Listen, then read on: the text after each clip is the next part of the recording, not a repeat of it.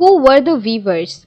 So we have been studying about the Indian cotton textile and how it got famous around the world. But who were the people who used to make these cotton textiles? Who were the people who weave these cotton textiles? So now in this section, we are going to talk about those weavers who used to make these world famous cotton textiles. So weavers often belong to communities that specialized in weaving. तो weavers जो हैं, weavers को हम हिंदी में बुनकर कहते हैं. तो ये जो weavers रहते थे, ये उन communities से belong करते थे जो कि weaving में specialized थी. मतलब कि बुनकर जो हैं, जो बुनाई में माहिर थे. ऐसे लोग थे, ऐसी communities जिन्हें की बुनाई बहुत अच्छे से आती है, धागे से कपड़ा बनाना बहुत अच्छे से आता है, वो उनकी specialization है.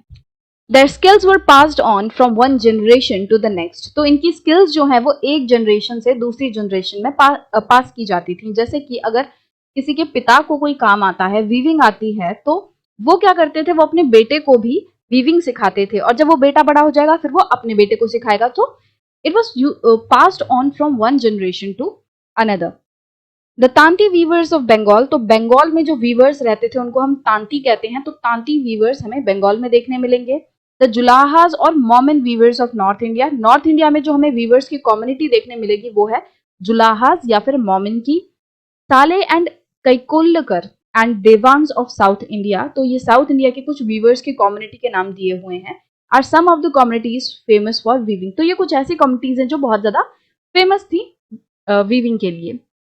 The first stage of production was spinning, a work done mostly by women.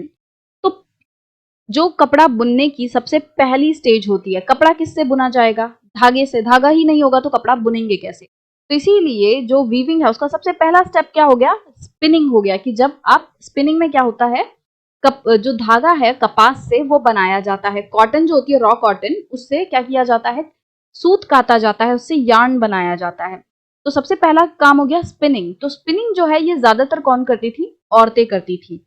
The charkha and the तकली वर house hold spinning instruments.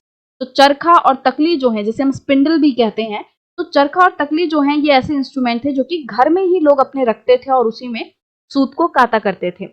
The thread was spun on the charkha and rolled on the takli. तो क्या होता था, जो धागा है उसको चरखे से सूता जाता था, ठीक है, और उसके बाद जो धागा बन रहा है उसको तकली पे रोल कर दिया जाता था. ठीक है. When the spinning was over, the thread was woven into the cloth by the weaver. और जब स्पिनिंग जो है हो जाती थी, जब धागा बन के तैयार हो जाता था, तो उसके बाद क्या किया जाता था? उस धागे की मदद से जो वीवर है, जो बुनकर है, वो कपड़े को बुनता था. In most communities weaving was a task done by man. और ज्यादातर कम्युनिटीज में हमें ये देखने मिलता है कि ये जो काम है वीविंग का, बुनाई का, वो कौन करता था? वो men करता था. Here you can see in this picture that a man is weaving the cloth, right? A Tanti weaver of Bengal, painted by the Belgian painter Solvin in the 1790s. The Tanti weaver here is at work in the pit loom. Do you know what a pit loom is? तो यहाँ पे आप picture में देख सकते हो, ये एक तांती वीवर है बंगाल का और ये क्या कर रहा है? ये कपड़े को बुन रहा है. तो ये जो कपड़ा है वो किस पे बुना जा रहा है? पिट लूम पे बुना जा रहा है.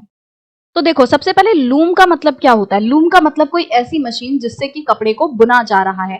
You must have heard about the hand loom. तो मतलब ऐसी लूम, मतलब ऐसी मशीन जिसको हाथ से ऑपरेट किया जा रहा है और उससे कपड़ा बुना जा रहा है.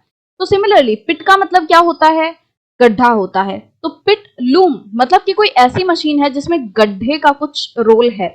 तो इसमें क्या होता है? Here you can see this person. तो इसमें क्या होता है कि जो मशीन है वो जमीन पे रखी रहती है और इस जमीन के नीचे ना एक गड्ढा हो रखा है, जिसमें कि ये पर्सन जो है ये तो जमीन पे बैठा है, बट इसने अपने पैर जो है वो उस गड्ढे में लटका रखे हैं और मशीन का कुछ हिस्सा जो नीचे के पैडल्स वगैरह हैं वो उस गड्ढे में से ऑपरेट कर रहा है. ठीक है. तो क्या होता है, मान लो इस तरीके का कुछ सिस्टम है, ये देखो ऐसा. तो ये बीच में पिट हो गई, यहाँ पे इन्होंने अपनी मशीन इस तरीके से लगा रखी है और यहाँ पे पर्सन जो है वो बैठा है, but he is hanging his legs into this pit. कि उसका जो पैर है वो इस पिट में आ रहे हैं और यहाँ से वो इस मशीन को ऑपरेट कर रहा है. कुछ पैडल्स वगैरह होते हैं जो कि जिनको ये ऑपरेट करता है इस पिट में से. तो that's why it called a pit loom, क्योंकि इसमें पिट जो है उसका इस्तेमाल हो रहा है, गड्ढे का इस्तेमाल हो रहा है ताकि इस मशीन को अच्छे से ऑपरेट किया जा सके. तो मेन हम कहाँ पे थे? हम थे कि ये जो काम है वो ज्यादातर कौन करते थे? बुनाई का वो आदमी किया करते थे और धागा बनाने वाला काम है वो ज्यादातर औरतें करती थी. For coloured textiles the thread was dyed by the dyer known as rangrez. तो अगर आपको कलरफुल कपड़ा चाहिए, ऐसा तो है नहीं कपड़ा हमेशा सफेद ही रहेगा, तो जो कलरफुल कपड़ा है उसको बनाने के लिए क्या होता था कि जो धागा है, कपड़ा बनाने से पहले धागे को कलर किया जाता था। और ये कलर करने को हम क्या कहते हैं, डाई करना कहते हैं, कि कपड़े को डाई करवाया है। तो डाइंग करना करता कौन था, वो करता था डायर। तो डायर जो है उसको हम हिंदी में कहते हैं रंगरेज।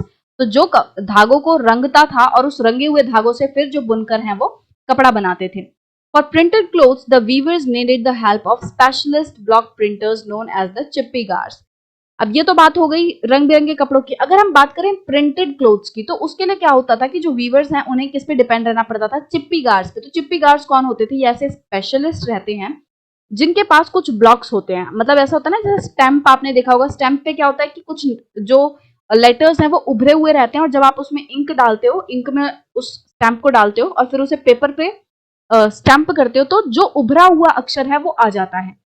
इसी तरीके से कुछ ब्लॉक्स रहते हैं जिन पे कुछ पैटर्न है वो उभरा हुआ रहता है, और जब उस पैटर्न पे कलर करके कपड़े पे स्टैंप किया जाता है, तो उससे क्या होता है, वो जो पैटर्न है वो कपड़े पे छप जाता है। तो इसी तरीके से ब्लॉक प्रिंटर्स की मदद लेनी पड़ती थी वीवर्स को कपड़े पे प्रिंटिंग करवाने के लिए। ठीक है। Handloom weaving and the occupations associated with it provided livelihood for millions of Indians.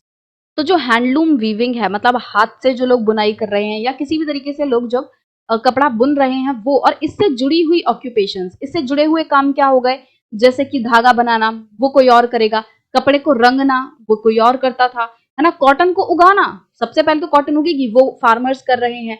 ठीक है। कपड़े पे जो प्रिंट कर रहे हैं वो चिप्पीगार्स कर रहे हैं। तो मतलब कि बहुत सारे लोगों को इस पूरी इंडस्ट्री ने काम दिया हुआ था। जो हैंडलूम वीविंग है और उससे जुड़ी हुई जो काम है, वो बहुत सारे लोगों को रोजगार दे रही थी, उनके खाने पीने का एक जरिया बन रही थी। तो इस सेक्शन में हमने कुछ कम्युनिटीज के बारे में जाना जो कि हमारे इंडिया में बहुत ही ज्यादा फेमस थी वीविंग के लिए, और फिर हमने देखा कि जो वीविंग का काम है वो किस तरीके से मेन एंड वुमेन में ज्यादातर बटा हुआ था। ऐसा नहीं है कि हर जगह कंपल्सरीली ऐसा हो रहा था, बट या मोस्ट ऑफ द टाइम हमें ये देखने मिल रहा था कि जो स्पिनिंग वगैरह का काम है that was done by women and the weaving was done by main. और जो वीविंग है वो काफी सारे दूसरे कामों पे भी डिपेंड करती थी। जैसे कि वीविंग है, अगर धागा ही नहीं बनेगा तो कपड़ा नहीं बुनेगा बन पाएगा। ठीक है। तो धागे वाली जो स्पिनिंग हो गया उस पर डिपेंड करते हैं, फार्मर्स पे डिपेंड कर रहे हैं, कॉटन ही नहीं होगा तो धागा नहीं बनेगा। फिर जो रंगरेज होते हैं उन पे डिपेंड कर रहे हैं। तो बहुत सारे लोगों पे जो वीविंग है वो डिपेंड करती थी। राइट।